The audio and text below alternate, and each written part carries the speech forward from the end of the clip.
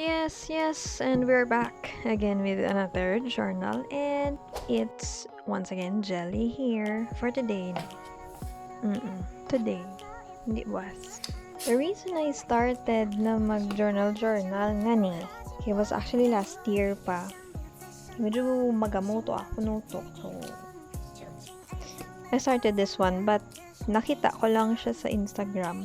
Gusto ko siya itry, so nagbakal ko sang akon gamit. Nagbakal ko sang una ko nga notebook no sa may color blue to siyang color niya.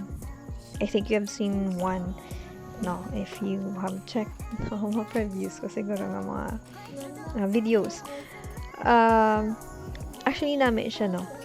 The only benefit nga I could really na-feel ko, was nag-clear ako in mind no when I started doing this. Kaya actually very, I can say therapeutic siya. Kaya wala ka lang may ginapanomdom no. All you think about is how your spread would look like after mo matapos.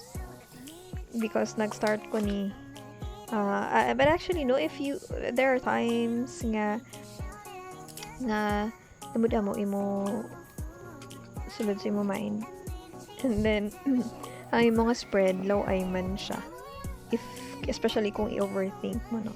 So it's better to do your spreads na just going with the flow lang, and this is it no. Yes,